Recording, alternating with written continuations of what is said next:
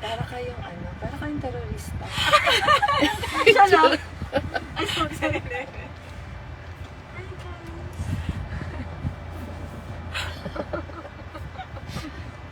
Hi guys! Nag-ano lang kami, naghihintay kasi kami sa car. Kasi hindi kami nandito kami sa rally. Pero hindi pa kami makapasok kasi makakadistorbo kami sa nagsasalita.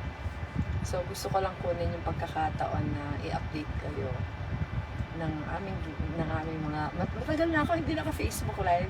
Naka-Facebook live ako kahapon pero accident. Pasensya na. Binibiro nila ako kasi nag-Facebook live pala ako kahapon kasi nadiinan ko lang yung telepono ko nasa loob ng bag. Marami nagbibiro na nakita nila yung loob ng bag ko. So ipapakita ko sa inyo yung loob ng bag ko kasi madilim daw kahapon. Nandito, galing kami sa San Narciso, Zambales. Nagkaroon tayo doon ng multi-sectoral assembly. Saka binisita din natin yung simbahan sa San Narciso. Ngayon, nasa Olongapo tayo for the Zamboanga Olongapo Pink Rally. Papasalamat tayo sa volunteers natin dito sa RPC Zambales, saka RPC Olongapo. Naghihintay lang kami, tawagin kami. Pwede na kaming lumapit. Pwede na kami bumaba sa stage. Pero siguro just to give you an idea kasi starting yesterday, 20 days to campaign na lang.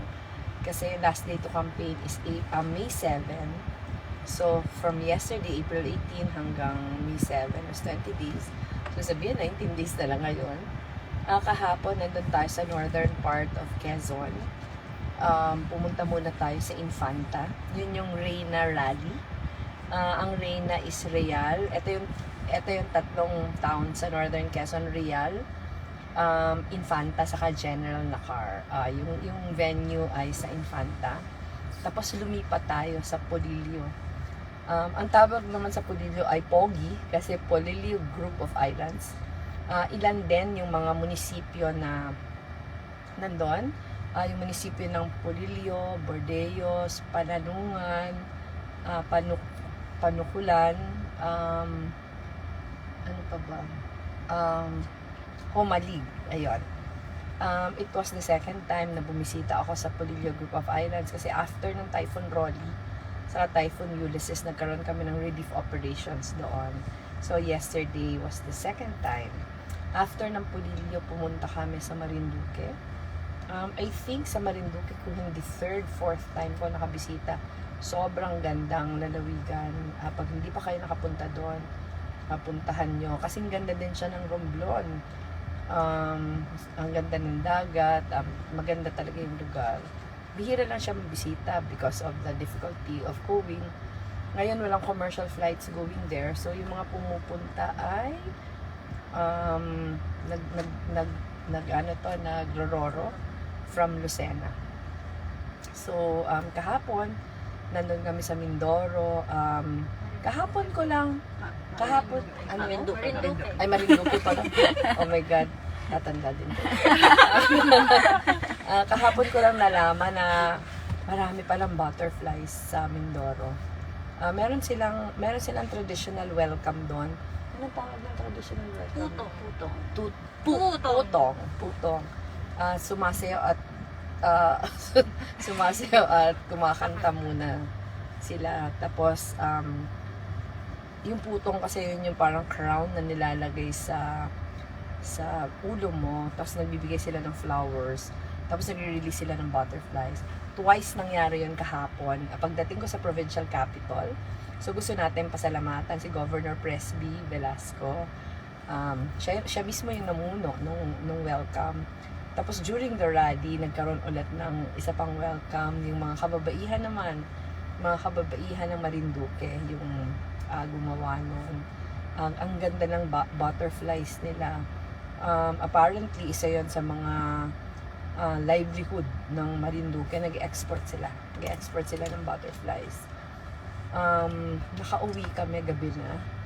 Pero kaninang umaga, nagbiyahe kami papunta sa Zambales. So, kanina Zambales, ngayon nasa Olonga po na. After nito ay pupunta na kami sa Bataan. So, sa mga volunteers pa naghihintay sa Bataan, excited na po kami makabalik. After naman ng Bataan, pupunta kami Dumaguete. Tomorrow po, nasa Negros Oriental tayo. Ang pinakauna natin sa Negros Oriental ay Canlaon. Yung Canlaon actually, ano na siya, nasa may boundary siya ng Negros Oriental sa Negros Occidental. So yung lahat pong mga kababayan natin na malapit sa Canlaon, abangan niyo po bukas. Sana po makapunta kayo. After Canlaon, pupunta po tayo sa Bayawan City. Sa south naman yun. From north, pupunta po tayo sa south. Tapos, lilipat po tayo ng Siquijor. Siquijor, ilang beses na ako nakapunta. Napakaganda din na lugar. So, paglipat po natin ng Siquijor, magkakaroon tayo ng People's Assembly doon, People's Rally. Tapos, during the evening, balik tayo ng Dumaguete for the People's Rally. So, invited po lahat to join us in Dumaguete. Sa Thursday naman ay nasa Cebu tayo. Pupuntahan po natin yung mga hindi pa natin napuntahan sa Cebu. Magka-culminate po yun sa isang People's Rally in the evening sa Mandaue. Marami din po tayong mga pupuntahan na mga lugar sa Cebu. Ipopost po namin yung mga lugar na pupuntahan. Pero ini-invite po namin kayo. On the 22nd po, parang NCR yung ating mga lakad. Puro meetings. Sa Friday yon, and sa Saturday I think in the morning nasa Mindanao ako. I think Maguindanao kung hindi ako nagkakamali. Pero in the afternoon hanggang evening, yun po yung ating grand rally sa Macapagal. So mag-join po kayo kasi alam niyo naman napakasaya pag magkakasama tayo during the rally. Ayun. So ito yung rundown ng parang bilis, no? Ang bilis patapos na. After nung Saturday, Sunday ay debate. Ito na yung last. Ito na po yung last COMELEC debate. And then yung susunod na week, yung week of the 25th, second to the last week na yon. Second to the last week. After nyan, parang after this week, 2 weeks na lang election na. Ayun. Dahil sobrang saya ng mga rallies natin ngayon. Parang nakakalungkot isipin na matatapos na to in 3 weeks. Pero gusto kong kunin yung pagkakataon magpasalamat sa inyo. Magpasalamat sa inyo sa lahat na pagod. Kanina nasa Zambales kami, na-meet ko yung mga kababaihan. Saka mga kalalakihan din na nagsasabi sa akin, 4 times a week po kami nag-house to house for you. So sobrang touching. Sobrang touching na maraming nagsasakripisyo. Hindi lang siguro for me, pero for the country. Mag-aano po ako. Papakita ko sa inyo. Yung promise ko sa mga kasama ko. Kasi binibiro po nila ako na pinakita ko daw yung bag ko, pero madilim. Sabi ko, mag-aano tayo ngayon? What's in my bag? Pero wala po itong preparation kay sorry. Mahawak muna. Pasensya na. Ang aking bag ay napakalaki. Ayan, bagong bigay po ito sa akin, binigay ito sa akin sa Masbate. Bakit? Ang pinapalapit na tayo?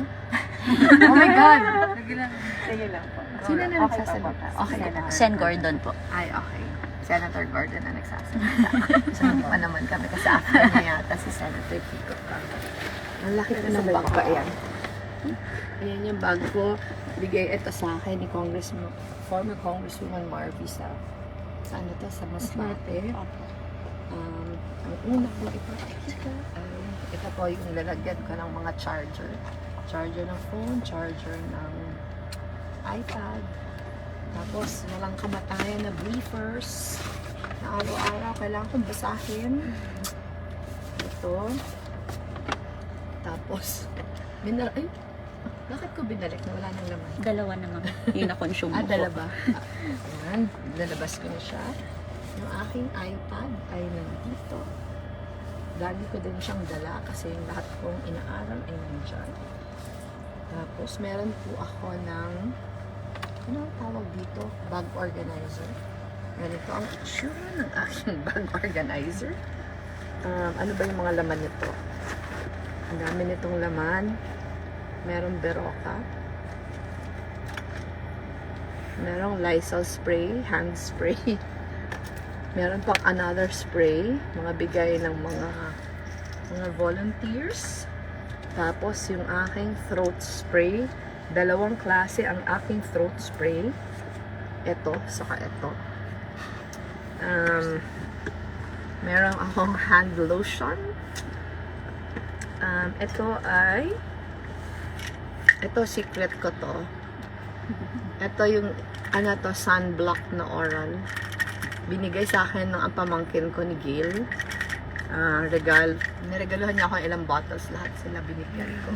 Kasi pag naiinitan ako sila mas lalo. So, ang pangalan niya ay Heliocare. Hindi ko alam kung saan siya nabibili kasi bigay lang to ng pamangkin ko. Ito regalo sa akin ni Senator Kiko sa ni Sharon. Na AirPods. Napaka-low-tech ko talaga. Ano to? Advance birthday gift. Oh, sorry. Sa Pampanga yata na to, nila sa akin binigay. Thank you, Senator Kiko and Sharon. Meron na akong AirPods. Tapos, ano pa ba yung nandito? Ano pa din, ang dami kong panglinis ng kamay. Tapos, yung aking pang-sign. Ito po yung pen na lagi kong gamit. Yung green pen. Hindi ko alam kung bakit green pen, pero since 2016 yun na yung ginagamit ko. Tapos, meron akong, ayan, mate, kung nanonood ka, galing to sa iyo, yung pampatulog, pampatulog na Deep Seas, Aromate. Meron po ako nail cutter. Bigay din ito ng isang friend ko. Kasama ko siya. Dala ko all the time. Meron akong medicine, anong tawag dito? Parang medicine kit. Meron akong candies, mints. Meron din akong iba-ibang klaseng mga mga essential oil. Ito ginagamit ko to for migraine. Deep relief. Ito ay Sweet Dreams Pili Essential Oil. Obvious ba na may difficulty ako matulog lagi. Kasi lalo na sa campaign, sobrang taas pa ng adrenaline.